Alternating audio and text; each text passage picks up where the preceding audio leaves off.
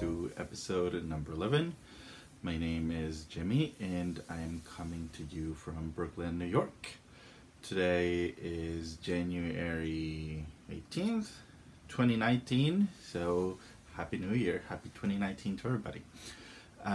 This is a knitting podcast, mostly. Sometimes it's spinning and other fiber related crafts, but today is just going to be knitting, and basically it's going to be the Stephen West fan hour, so be warned. So welcome. Like I said, my name is Jimmy and you can follow me on Instagram, or you can friend me on Ravelry as JonBoyNY. And yeah, so let's see. Today is cloudy here in New York City. It's a little chilly and it's a little loud, so you might be hearing some strange noises from the urban city. But anyway, let's see. Today I'm wearing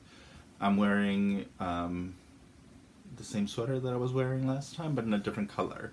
This is a Jared Flood design.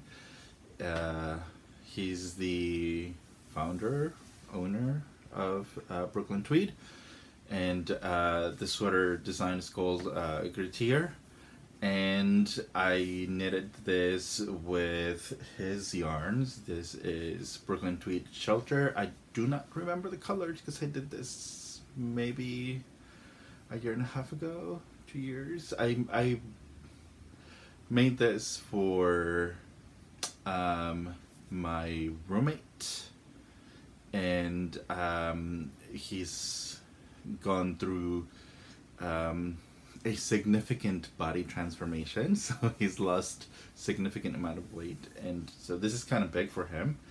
And I was like, well, if you don't wear it, maybe I could borrow it, because he still wants to keep it, but I was like, maybe I could borrow it and I can wear it. So here I am. Brooklyn Tweed. If I'll look up, I'm sure there's a project page for this on Ravelry, so I'll look up the colors and then I'll write the information down on the information box.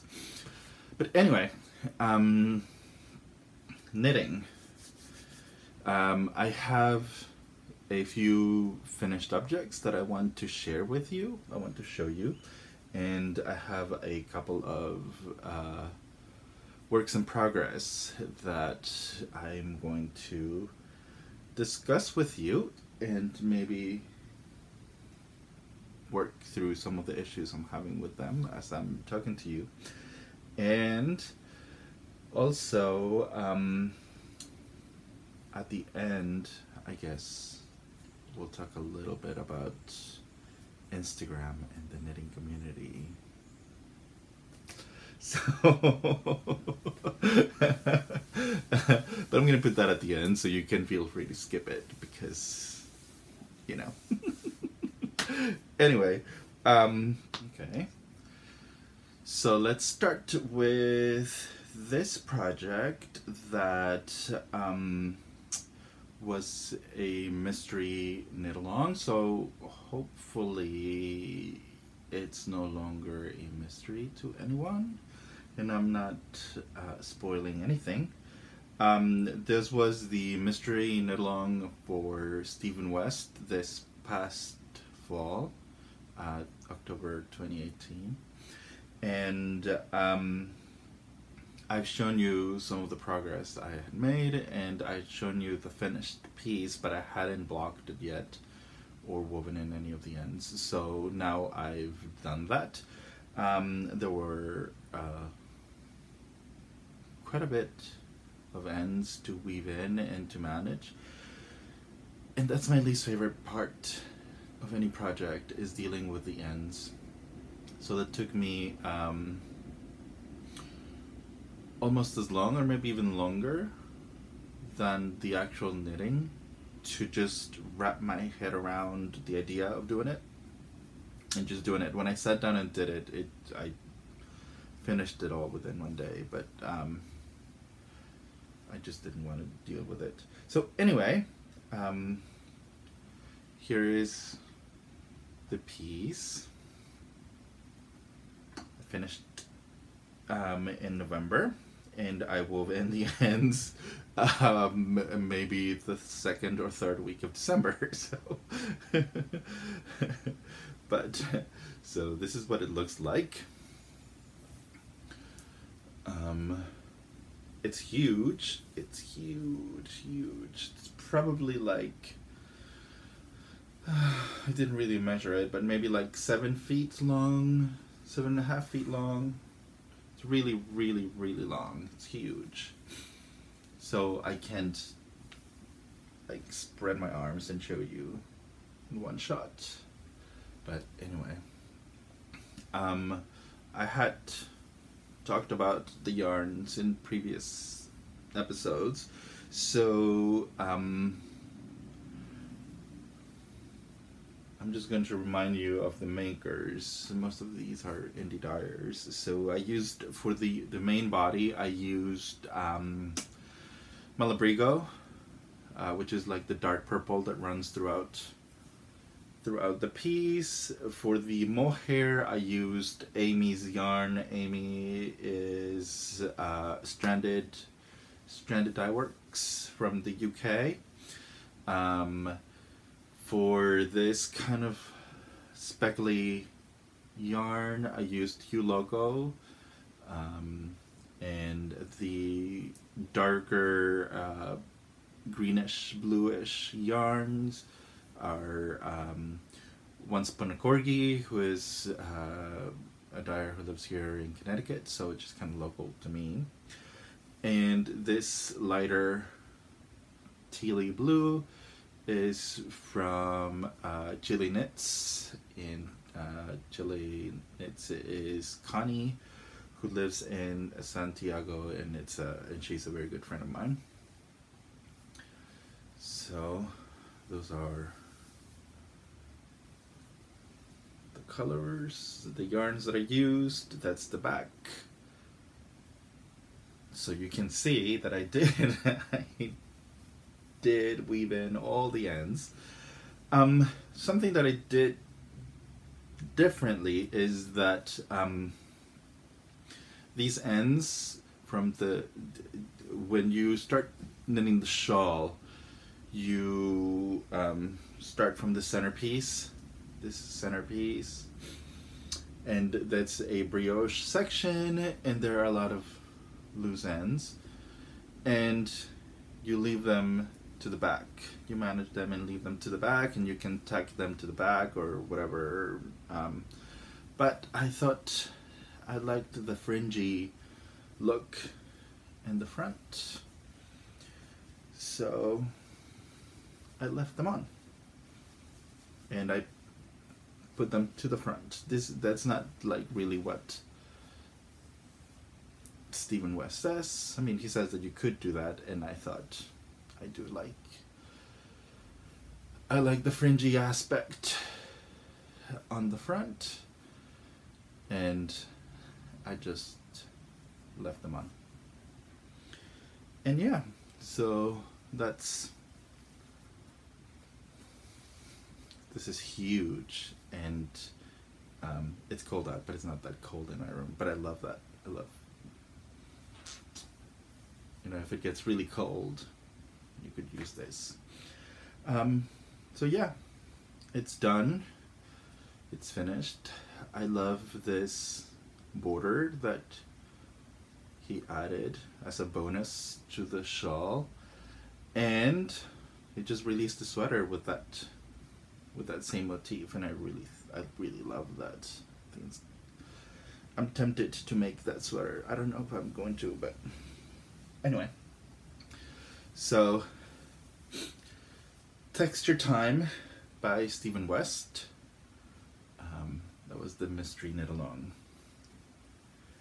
And now it's over and finished and ready to be worn. Anyway, the next finished object that I have is, like I said, this is going to be the Stephen West fan hour. So be prepared. The next finished object that I have is a shawl that I was working on last time that I recorded, and it's the Dotted Rays shawl that I was knitting for a friend.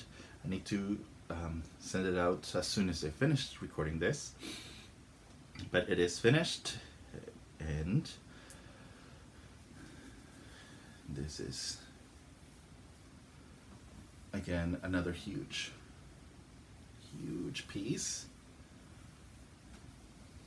I think last time I recorded I was maybe here. Am I showing you the front or am I showing you the back? No, it's fine. I was around here. So since then I finished all the rest. I did some changes to the pattern. The pattern is written for garter stitch, and I did a seat stitch instead of garter just because I wanted to use that. And I'm using yarns that I dyed myself with colors that my friend likes. So I think her favorite color is yellow, or one of her favorite colors is yellow, and she likes the yellow and gray combination. So I did kind of like a faded thing with the yellow and the grays that I dyed.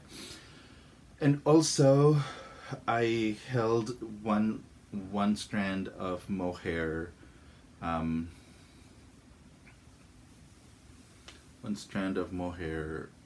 was showing you the back. I'm so dumb. This is the front. I was seeing the front, but you were not. Anyway, as I was saying, I held one strand of fingering weight with one strand of mohair to give it a little bit of a halo and make it softer. The yarn that I used is a Merino silk combo.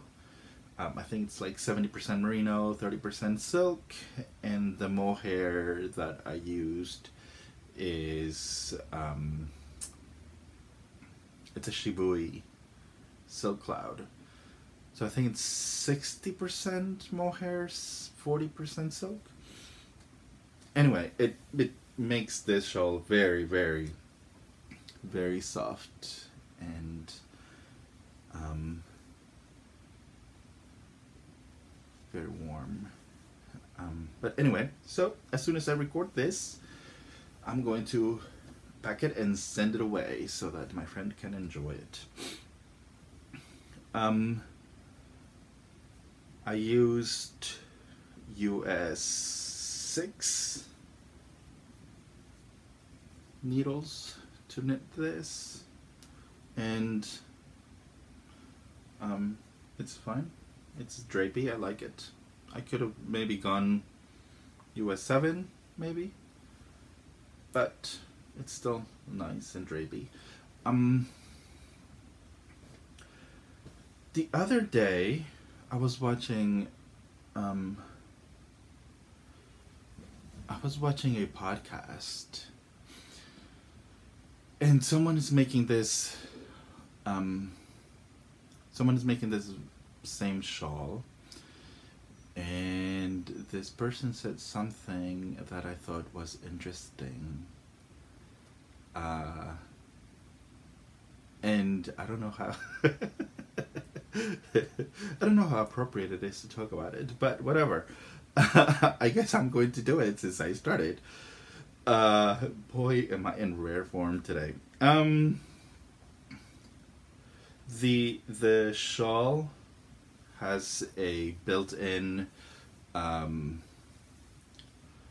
I-cord, meaning you start knitting and the edges, as you come to the edges, you knit an I-cord as you go, right?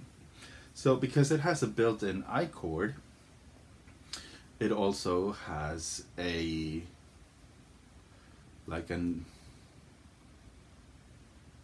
the I-cord version of a garter tab, or you know, like the typical garter tab that you do to start shawls with.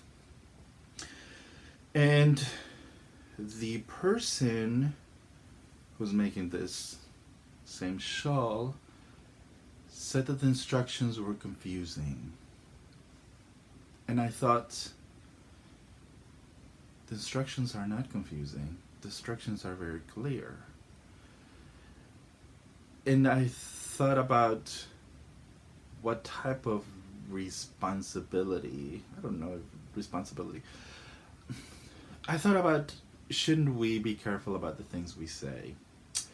Because, number one, whatever, Stephen West doesn't need defending. He has a reputation for his patterns and whatever. So I'm not really defending Stephen West because I'm a Stephen West fan or anything. But I thought, if someone is watching my podcast and I say something like that, they might be a little apprehensive about trying something because I said it was confusing. The instructions are not confusing. I understand that this person has never done something like that before. So this person is inexperienced. And when you're learning something new, you have to do a little bit of homework, right? So if you're doing something new that you don't understand, maybe you have to do a little homework so you understand it. If I show a pattern to someone who doesn't knit, they will say, the pattern is confusing because they don't understand it. But it wouldn't be fair to say, oh, well, the pattern is confusing, so it's no good, right? So I think that made me think, and that made me self-aware as to the kind of things I say and how I say them, right? Because I did this, and I've done this twice. This shawl is very simple to make. Really, really simple to make. And I enjoy making it, and I would never want someone to say, you know, that looks beautiful, but if it's confusing, I don't want to try it. Right?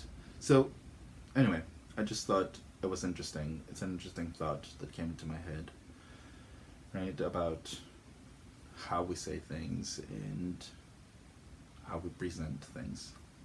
So anyway, so this is my second finished object, and I am not going to be able to show it again because it's going to go to its new home, far, far away from me.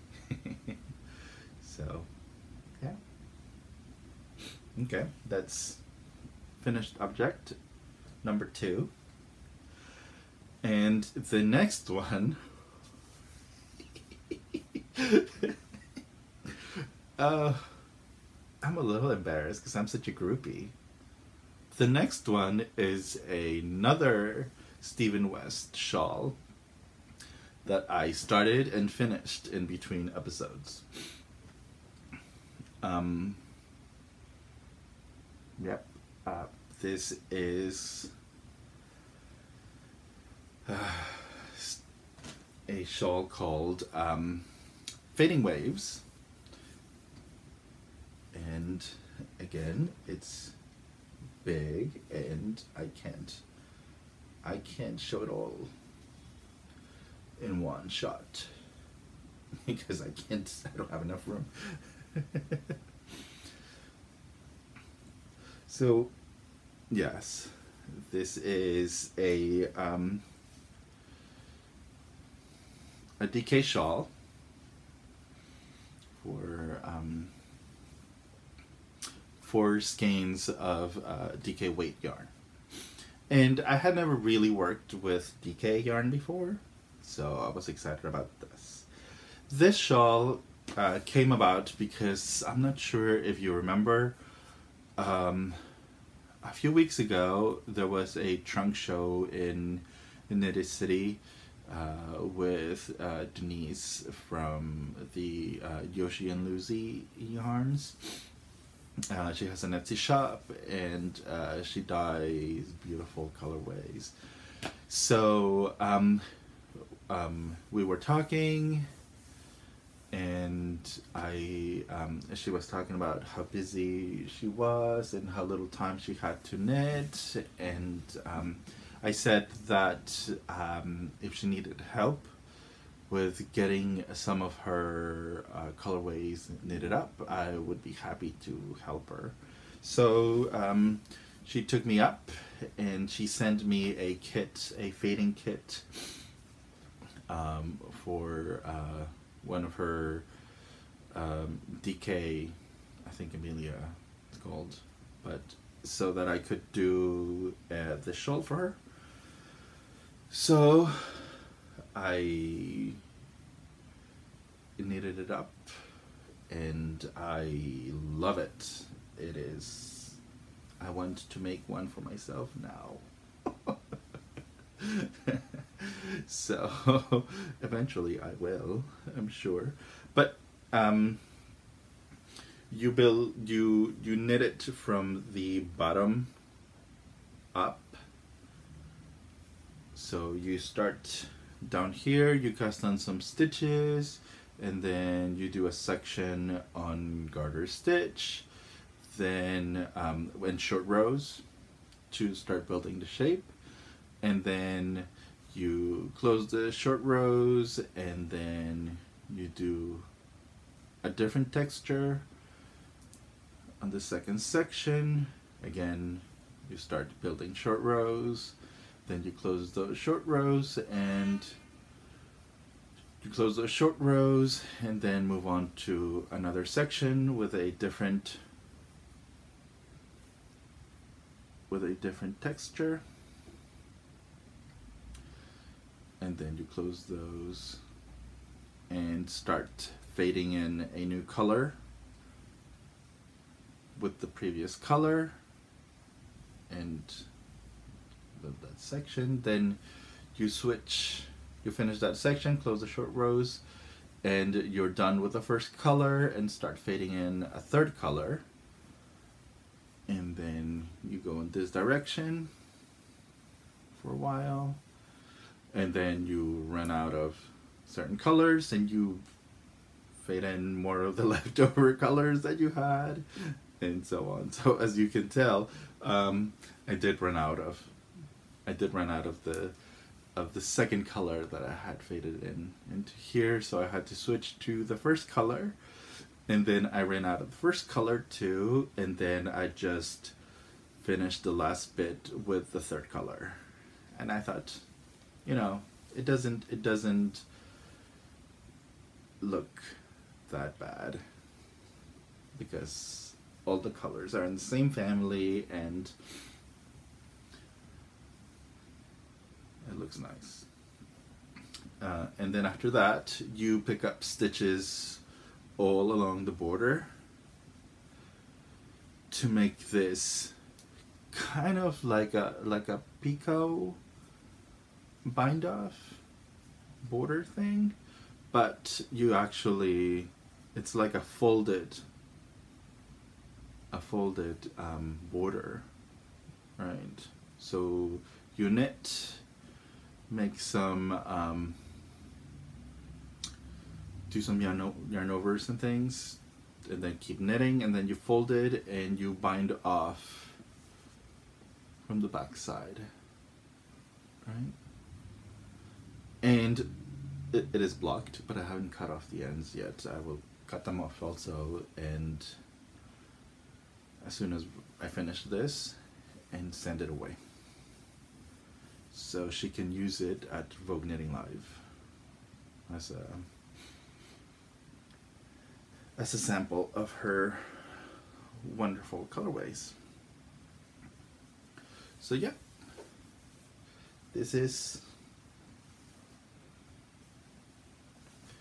Stephen West's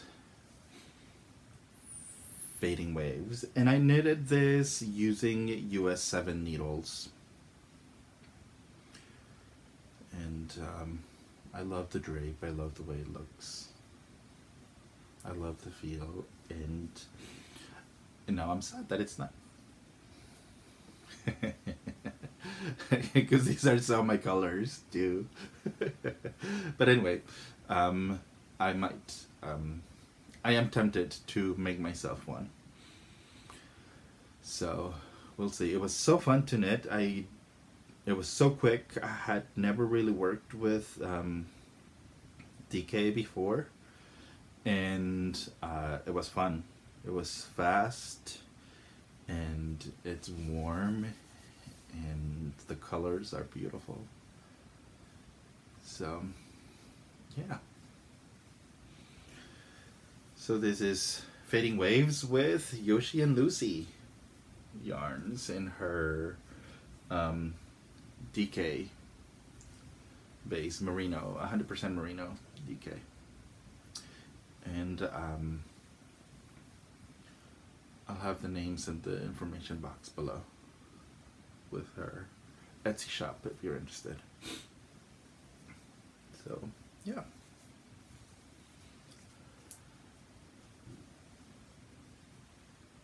And that's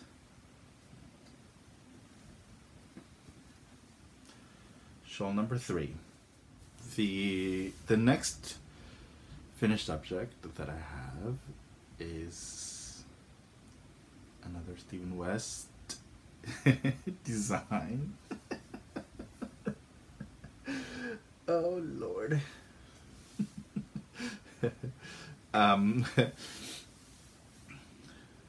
Which is a hat. It's not a shawl, at least. It's a small project. It's a hat. At the I think the last weekend in December, Knitted City had another. Well, the fall and winter, Knitted City had been having a trunk shows every weekend with indie dyers.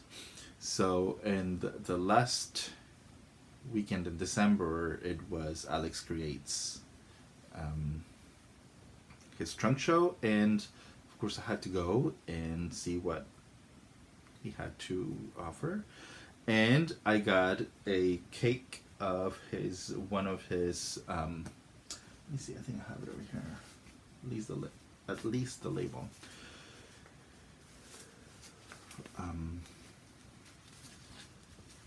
One of his ombre yarns, hand-dyed ombre yarns.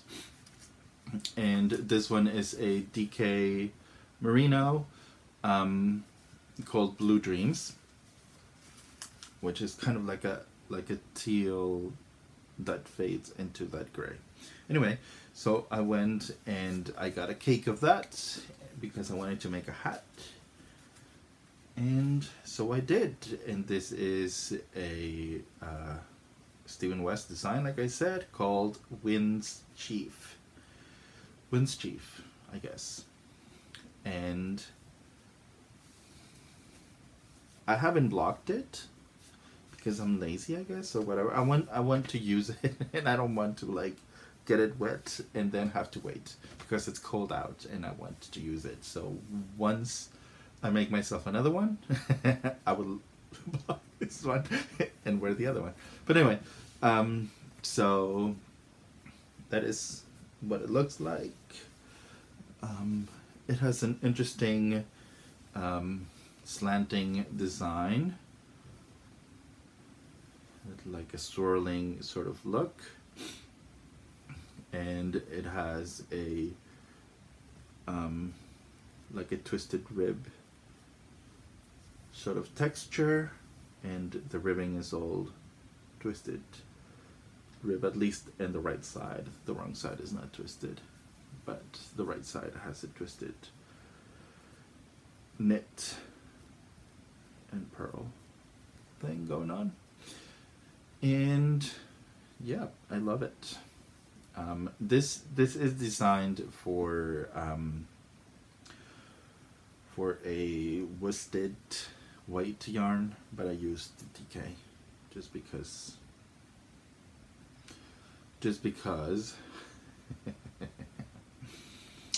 and so I did this. I used US 6 needles for the ribbing, and then I switched to US 7 for the rest of the hat. And then you just make some crown reductions that also have like a swirl kind of look, and then you just bind off. Anyway, my roommate saw this hat and he really liked it, but I wasn't gonna, you know, I do give away a lot of my knits, but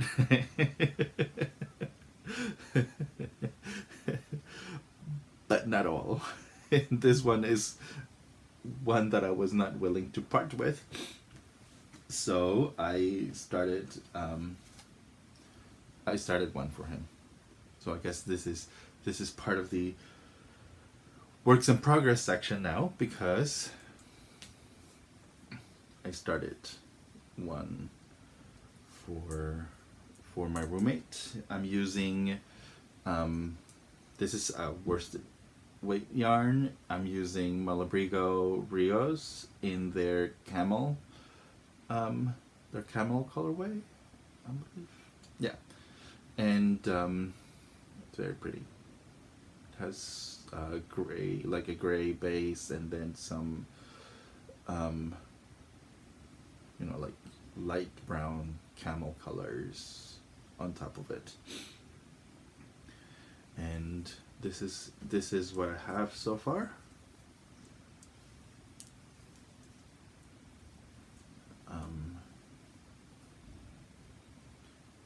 And definitely the design is better in a worsted weight, for sure, because if you compare,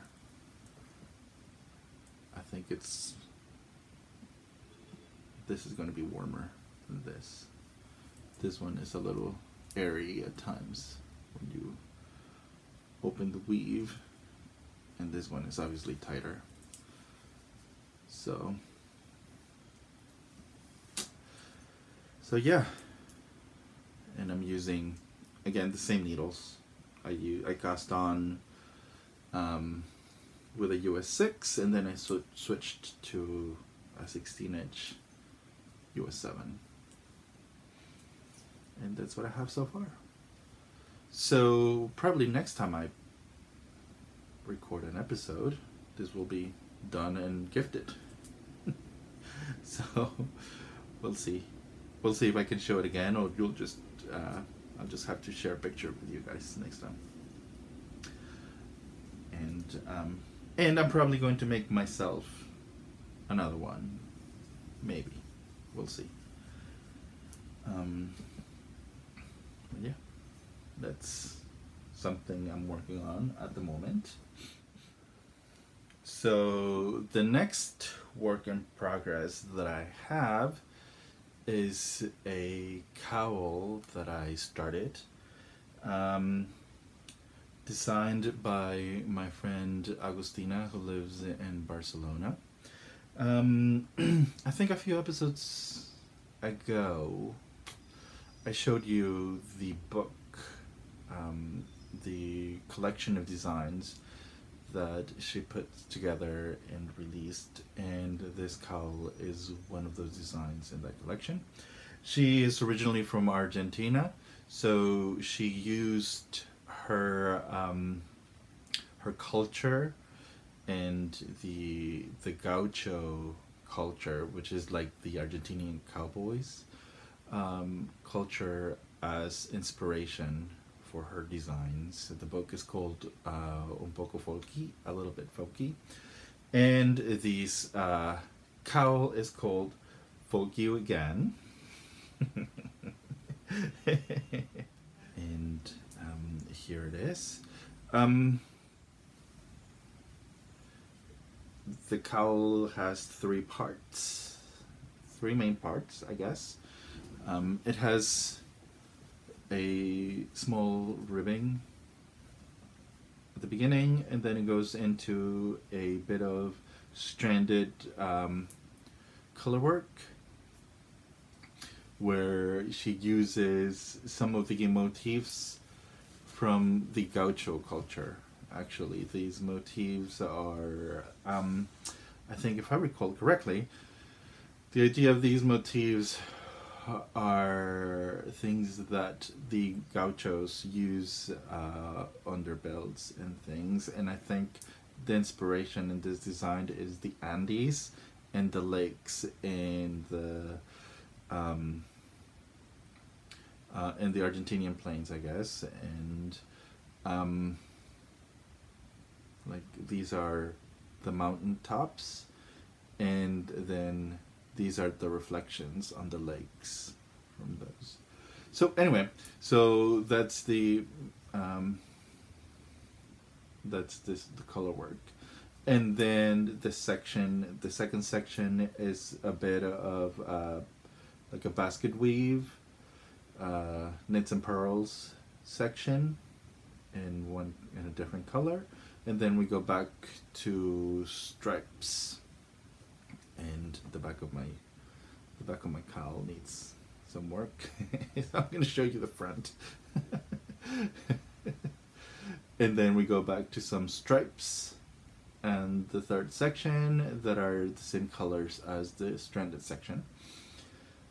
And then I'm going to close with another bit of twisted ribbing, and then that'll be my cowl, which is going to be very nice and warm and cozy. I'm using Malabrigo worsted. That is a singles yarn, right? So it's very fluffy and it's very thick. It's like a heavy worsted. And this cowl is designed for a DK weight. So because I was using a slightly heavier, well maybe not slightly, a heavier weight yarn, I went up needle sizes. I went up to a US 5 for the ribbing instead of a US 4. And I went to a US 8 for the color work, and then a US 7 for the rest, right? For the rest of the body of the cowl. And the colors, I'm not sure if I mentioned this before. I have a small collection of African violets and other gesneriads, and I wanted to have a piece of knitted work that would remind me of my violets. So I chose colors that I thought would remind me of them, and this one is, the brown one is called Applewood, the green one is called Sapphire Green, the yellow one is called Cadmium, and the light purple and the pink with some speckles, those I bought a skein of natural color, and I dyed the yarn into this color and this color to try to approximate colors that I have in my plant collection, my flowers. So I'll show you a picture of the inspiration for these colors. Inspiration. So yeah, it's almost done. I need to do, this section is 36 rows, and I think I'm probably maybe almost 24 rows in. So I just have a few more rows and then finish the ribbing, and it'll be ready for this weekend. Today's Friday, and this weekend is going to be cold, and Monday is going to be freezing. I think we're expecting a high of 14 Fahrenheit and a low of like 10, something like that. So it's going to be freezing, and I need to be walking the poppy. So this is going to come in handy, because even though I have shawls that are very nice and thick, I want something that can be close to my neck and high into my cheeks, maybe a little bit my ears, and this should do the work. I'm going to show you a little bit of what it looks like in the back. I need to do some yarn management, but that's what it looks like in the back. This is stranded. That's the, which I think is actually, it looks kind of nice in the back too, except when you get to this part and you're like, holy cow, what are you gonna do there? But yes. So there's a little bit of weaving in that I need to do. And same thing with that. And this section, I'm only carrying the green because the green is the one that repeats itself in the back, and the rest I am cutting every time I use. Right, I'm cutting every time I use it because I don't want to carry you know, one strand 12 rows and then pick it up again, because I think it's gonna, it wouldn't look nice. I think it would look bunched up in the front, and once I weave in the ends, then I can tighten this, because I'm trying to do that sort of like jogless jump from one color to the other, and I'm not sure that the other, what's up with the app speak. Oh God, if you can't hate yourself, how are you gonna hate somebody else, right? So, but yes, so hopefully when I weave in these ends, I can work on the tension on these stitches so that they look a little bit more even with the rest. So yeah, that's another work in progress.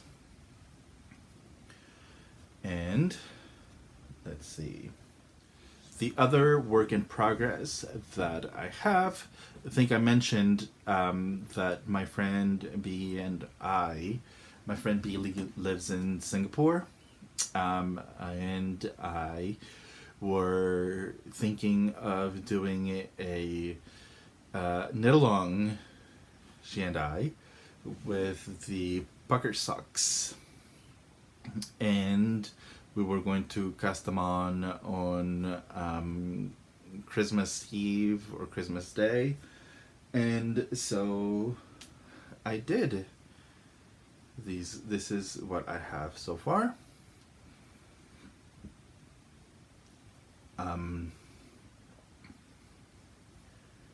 I misread the chart. I misread the chart and I started them upside down. But I mean, the chart is upside down. The chart is supposed to be like this, but I'm doing it like this. So it's fine.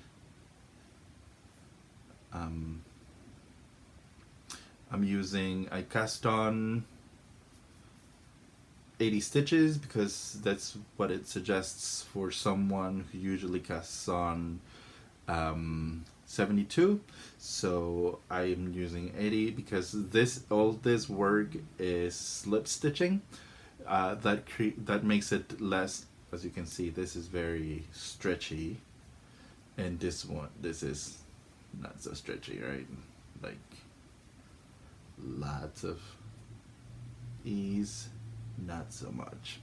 So anyway, these are slipped stitches, and so that makes this a little more, the tension a little tighter. And I used a US 1. Well, I did the ribbing in a US 0, and then I switched to a US 1 for the leg, and then I worked several rows, probably up to here, and then I tried them on, and I was having a really hard time putting them, like getting them past my instep, because I have a really high instep. So I switched to US 1.5, which is what I'm using now, and then I've worked on all that, but I'm debating whether or not I should rip out all this work and start from here with with these, the 1.5s, because that's still, this section is still tight, obviously, because I did it with the previous needles, and you know, when I try to put them on, I still struggle to get this section past my instep. So that has cut my inspiration a little bit on this project, and I don't know, I don't want to rip it out, and I'm trying to convince myself that it'll be fine, because once I get it past my instep, it's not so tight. I mean, it's not uncomfortable. It is just the getting it past my instep to put them on and then to take them out that will be the trouble. So I don't know. So that has dampened my enthusiasm to keep knitting on this, but we'll see. I'll make a decision, and then I'll continue either by ripping them out or not. The yarns I'm using are both knit picks. I'm using one of their Felici balls of yarn, Stone Harbor I think it's called, and one of their Stroll. Both are merino nylon. And this one, I think it's called Train Station, something like that. And so, and I'm thinking for the second sock, I might invert the colors. For the sock, I might do the ribbing in the Felici color, and then switch the order of the yarns for that one, and I might even switch the chart, because I screwed it up. Oh well. Oh well. Couple of issues. Nothing to do with the design, but to do with me.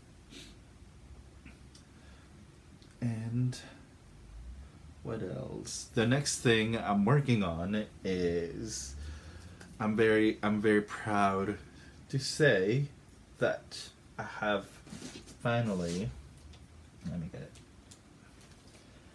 I have finally started my Marl's Magic sweater. I haven't done much, to be honest, but I've started it. It's been a year since I've been wanting to start this project, and I started with the mesh bit.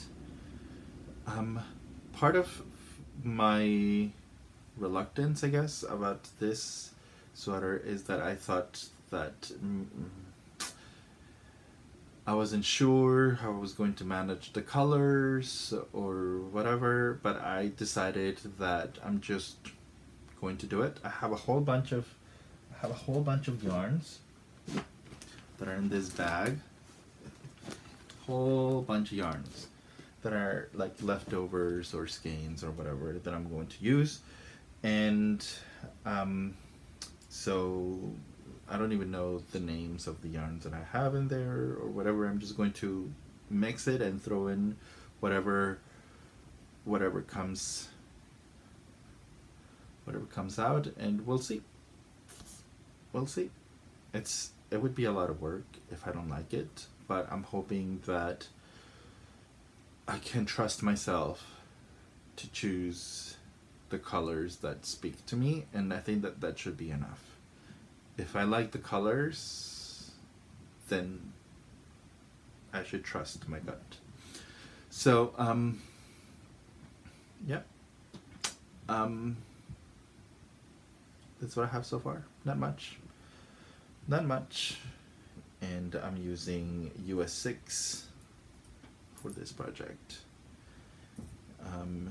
Because I don't want it to be too big. So, and I'm tend to be a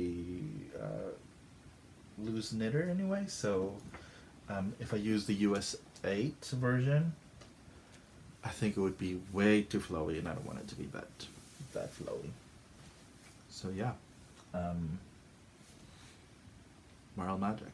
That's all I have. So that's all I'm going to show you for this time on that one. And lastly, on works in progress is this hat that I've been working on for the last couple of episodes. I think, you know, I'm not following a pattern on this, so I thought I would just knit and like let it flow. But I'm not following a pattern, and the crown is giving me issues, and I think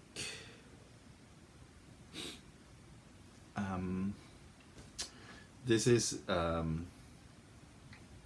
ChileKnitz in her Gondola colorway and her Gaudi, which was the colorway for the Barcelona Knits Festival that she designed for the festival. And I love the color. The color is not the problem. The yarn is not the problem. The problem is that I don't know what to do next. And I think I'm going to undo it. And I'm going to rip it all out. And I'm going to do this. Another one of this for me. I'm going to hold the yarn double, and I'm going to add a strand of lace mohair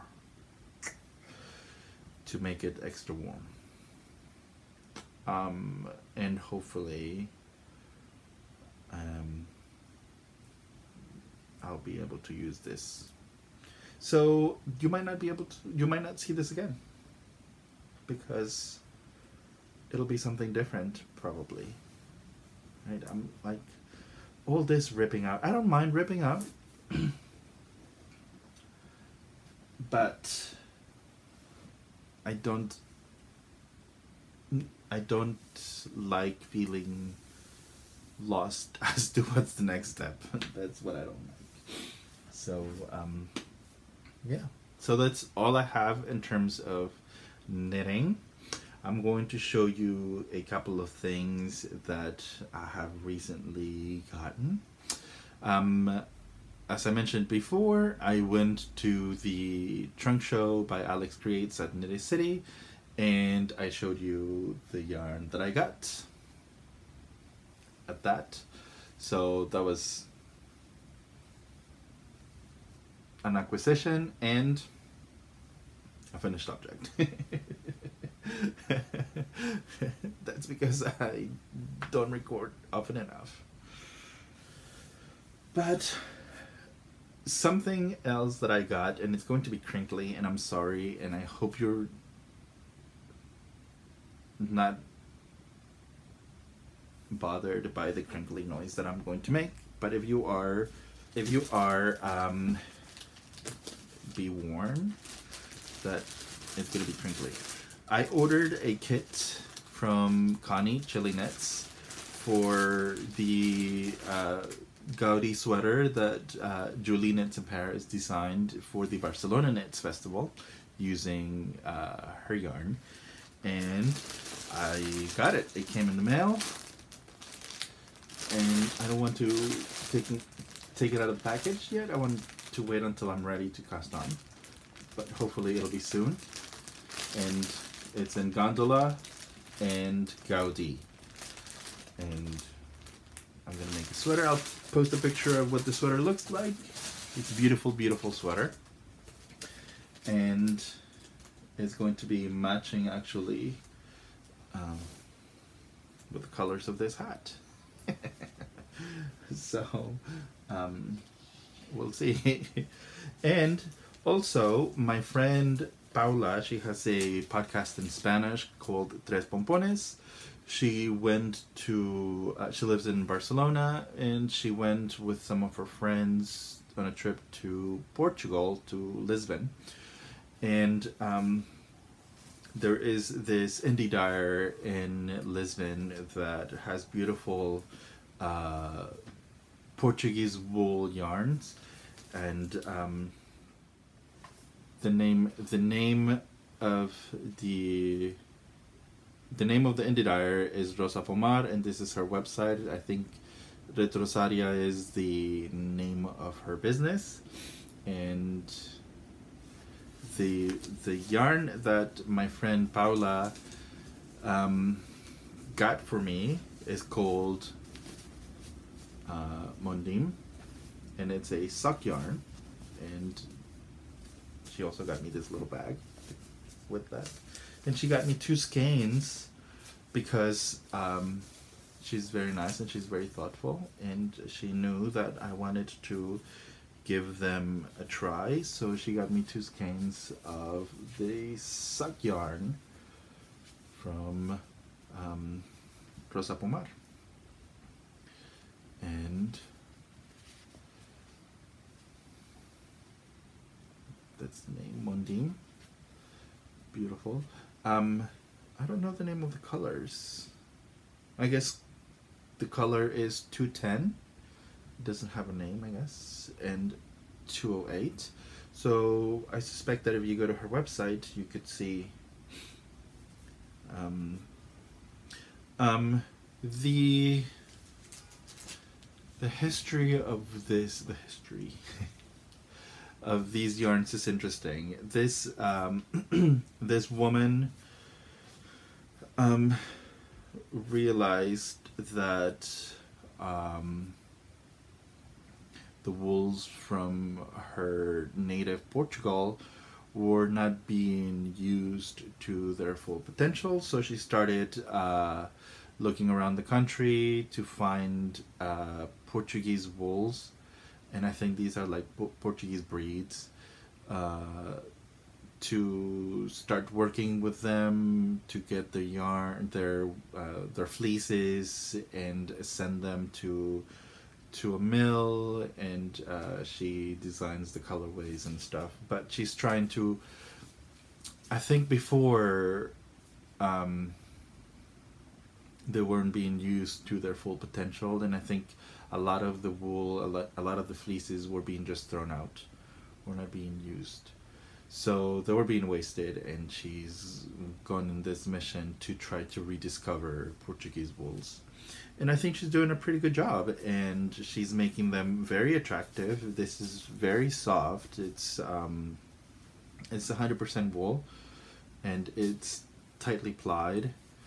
So it doesn't have any nylon in it, but it's tightly plied. So the plying gives it some strength as well. And I can't wait to use them. So, hey, that's what I got all the way from Portugal. And thank you, Paula. That's very sweet, very thoughtful, and very much appreciated. So, yes, I love love that. My friend Paula, she said that when she first saw this design, she was like, oh yes, like feminine power and blah blah blah, because she thought that, you know, this is a skirt and the shoes and the legs, and I guess she didn't clearly see that that's like an argyle design for a sock, so she thought it was like the hairy-legged lady yarns, and that's kind of like an internal joke in our group. We call these the hairy-legged lady yarns. But it's a sock design in the argyle pattern. But anyway, so yeah, I think that's all I have. Oh no, I lie. I have one more oh my god, what am I doing? I have one more project that I want to do soonish. So my best friend from college sent me a message the other day with a picture of a adorable baby, and he told me that he and his husband had become parents. So I didn't know. I think that not a lot of people knew, because they had kept it to themselves. And so I was like, oh my god, I have a baby in my circle now, and I'm a knitter. I need to make him something. So I went to Knit City and I got some yarns, and I looked for a design, and I'm going to do the gutter stitch kimono by Jorge Locatelli. I'll place a picture here. And I made an unfortunate choice of yarn.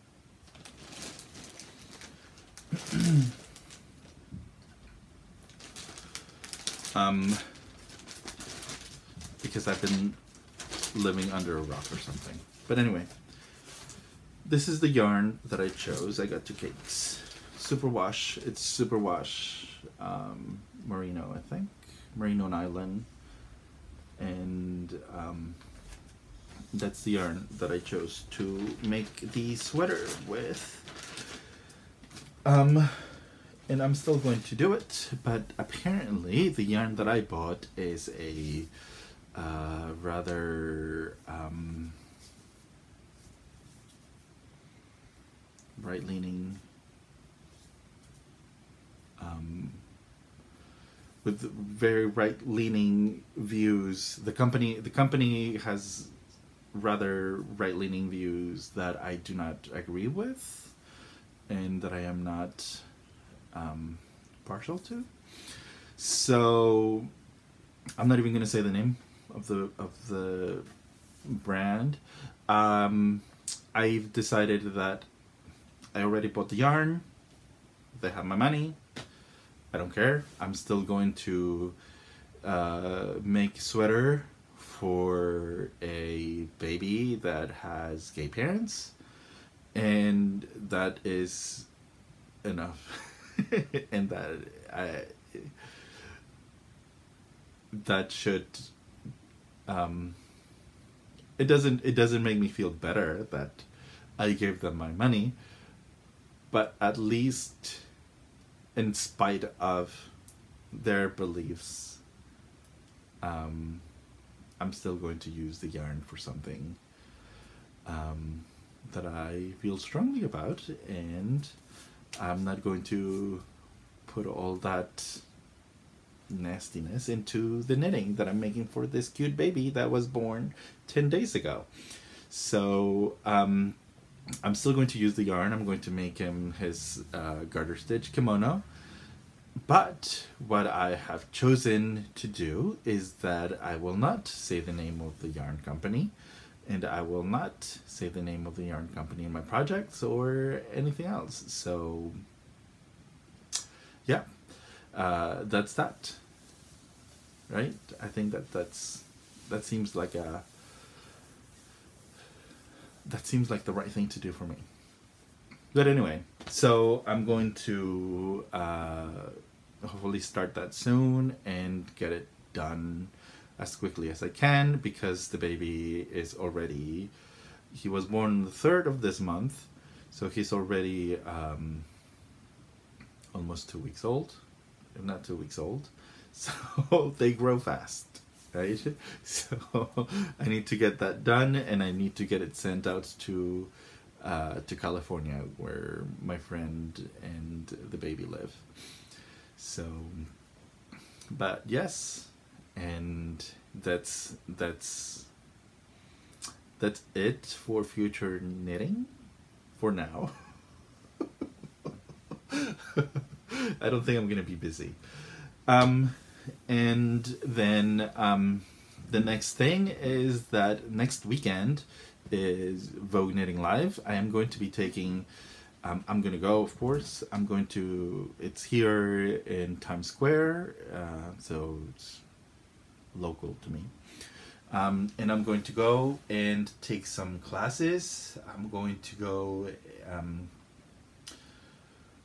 I signed up for a Stephen West lecture on Friday morning, and a double knitting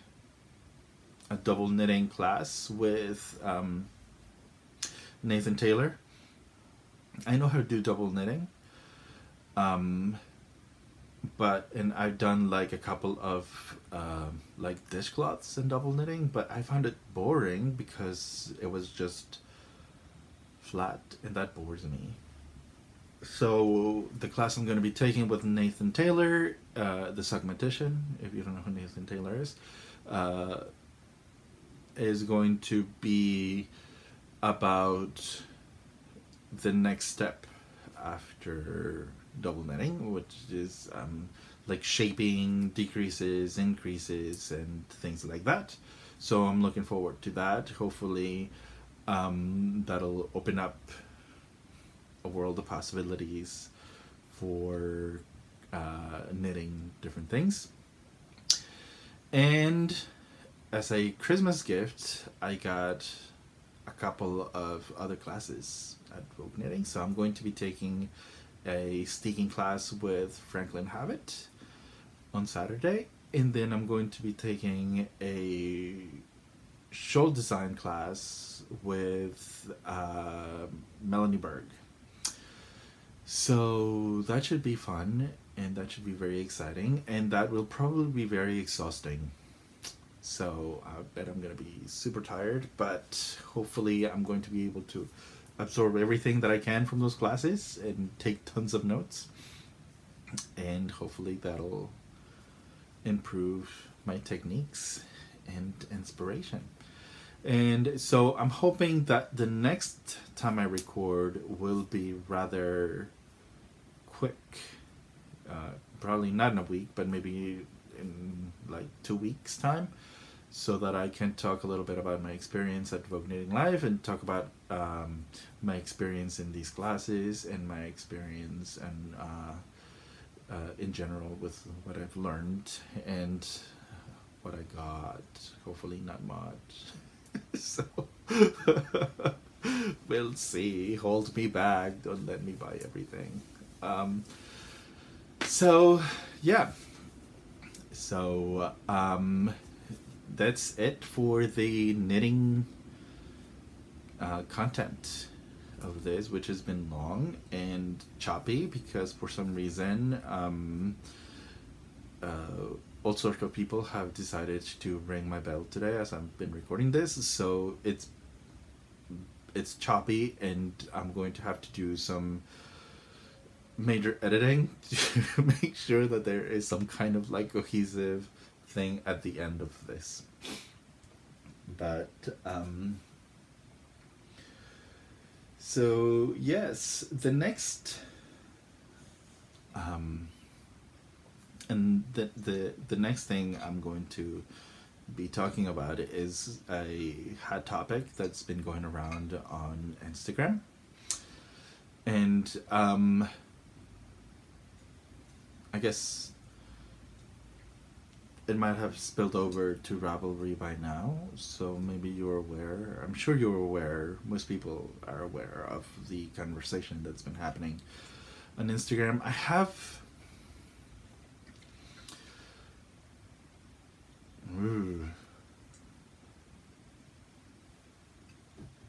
I, like most people, I guess, have a lot of feelings about the topic, but I don't...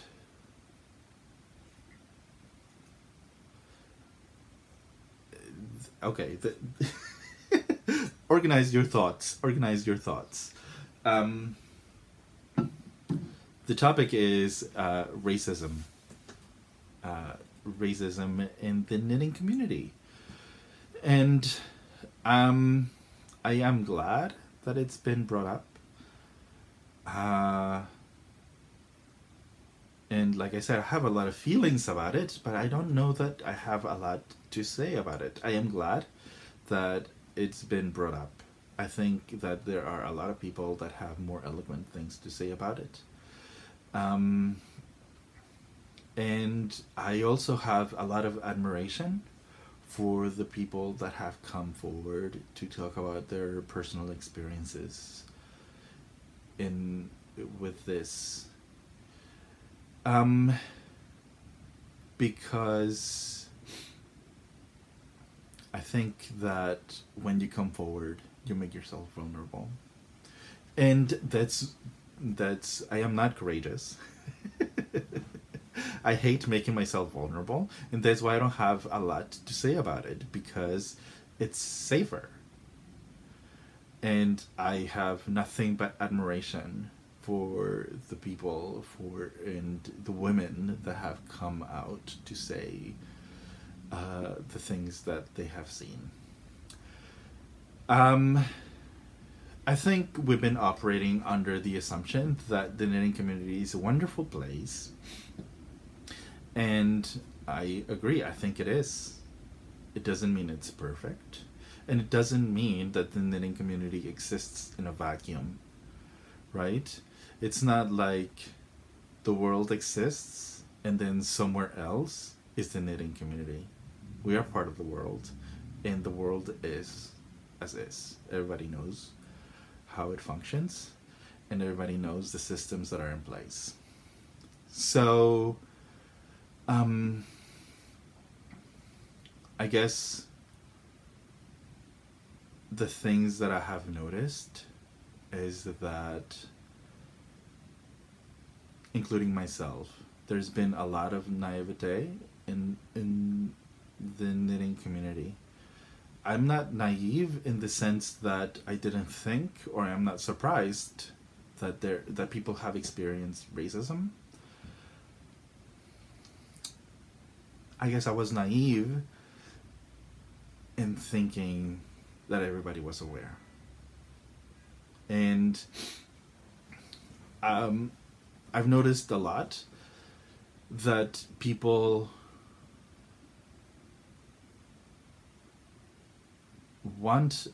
have fought back about wanting to keep their knitting community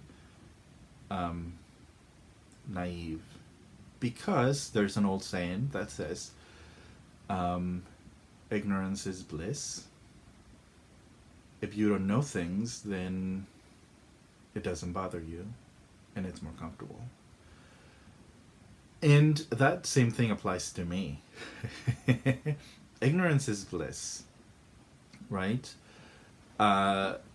Because I personally have not experienced anything that terrible. And if I have, I probably have brushed it off as that's the way it is. And that's completely different. That's a completely different topic. But I guess my ignorance was that there are, in the knitting community, a lot of people who would rather it wasn't brought up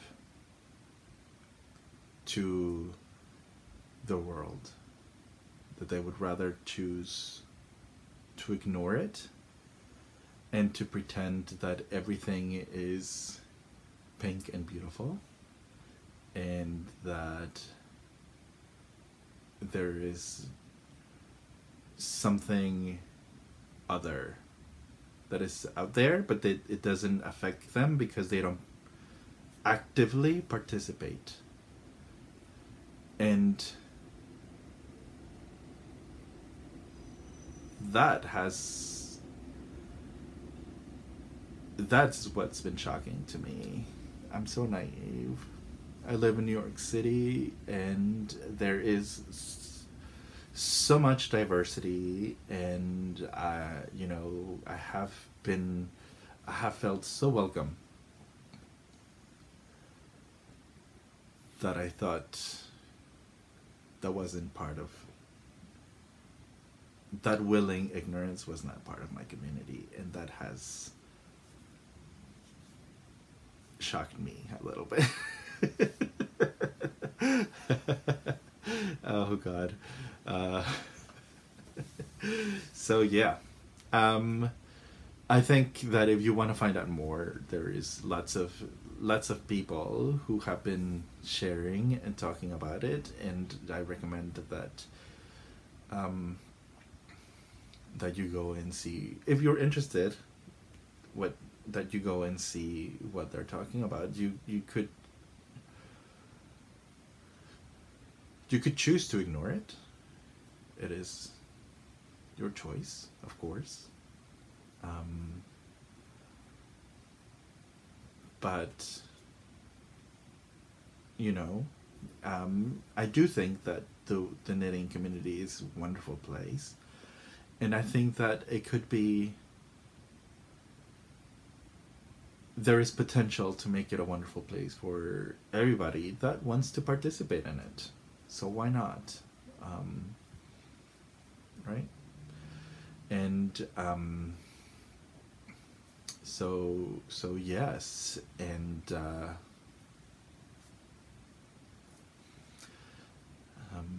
that's my thoughts about it. So if you I have way many more thoughts, but I don't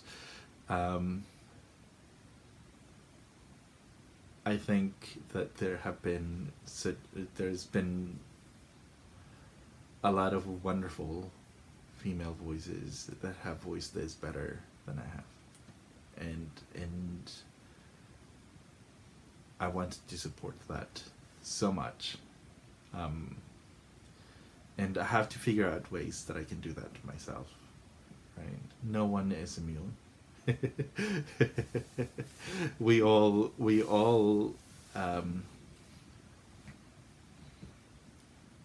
want to be comfortable and not have to deal with discomfort, right? We all do. That's a natural, that I don't know if it's natural, but that is a tendency that we all yearn for, right? No one wants to be discomforted. No one wants to be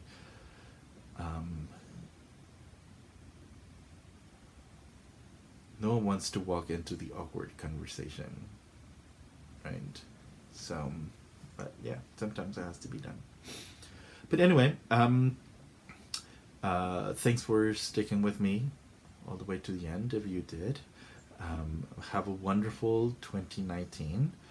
I hope that your knitting experience is nothing but wonderful and happy and productive and creative and enjoyable. And I will see you hopefully in a couple of weeks, so we can chat a little bit about Vogue Knitting Live and all the awesome things that happened there. So until then, bye.